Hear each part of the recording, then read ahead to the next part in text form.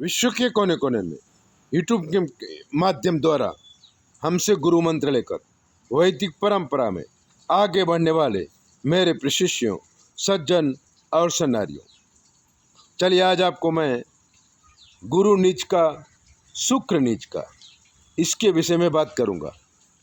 जब गुरु और शुक्र नीच का होता है तो उसके जीवन में अनेक प्रकार की प्रॉब्लमें आती हैं। जैसे कि राधा रानी कलकत्ता में अच्छे खानदान की लड़की थी, लेकिन वो प्रेम कर बैठी सुनील पांडे से। सुनील पांडे अच्छा खानदान का था, पढ़ा लिखा था, लेकिन खुश मिजाज था। शादी हो गई, 2 बच्चे हो गए। 2 बच्चे होने के बाद चूंकि सुनील का शुक्र नीच का था, गुरु भी नीच का था, दूसरे और चक्कर में पड़ गया, इधर उधर घूमने लगा। राधा रानी बहुत समझाया कि अब तुम्हारे 2 बच्चे हो गए हैं, मैं भी तुम्हें जियो जान से प्यार करती हूँ, फिर तुम ये दूसरी औरतों के चक्कर में क्यों पड़े हो।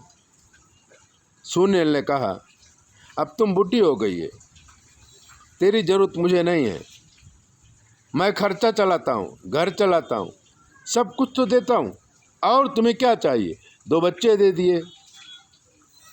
राधा रानी बार बार झगड़ा करती, लेकिन सुनील अपनी आदतों से मजबूर हो गया था, अलग अलग औरतों से संबंध रखता था।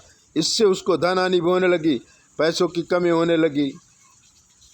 राधा रानी बहुत समझाती, लेकिन सुनील नहीं मानता। पैसे न रहते, उसके बाद जो औरतें आती थी वो बंद हो गई। अब तो बहुत तकलीफ हो गई।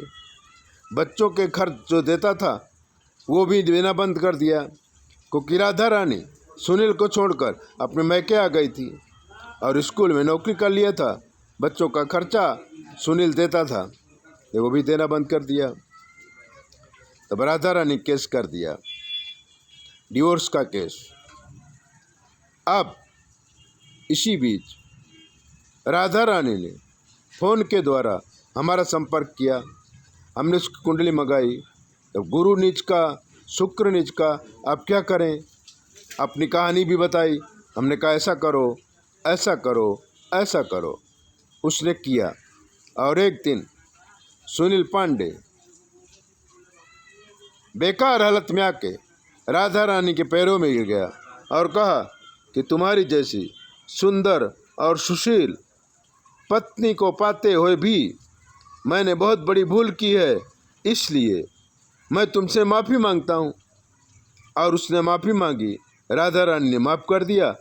4 आदमी, 2 पति पत्नी, 2 बच्चे साथ में रहते हैं और आनंद आनंद हो गया। ऐसे ही दिव्य बातें जानने के लिए चैनल सब्सक्राइबर करो, लाइक करो, और अगर आपके जीवन में कोई कष्ट है तो आप 9825200108 पर फ़ोन करो। हम सुनते नहीं हैं, इसलिए हमारी बेटी आपको जवाब देगी। अगर कोई विशेष बात हुई तो हमारी बेटी हमसे पूछ लेगी और आपको बता देगी। जय भोले, अपना ध्यान रखो।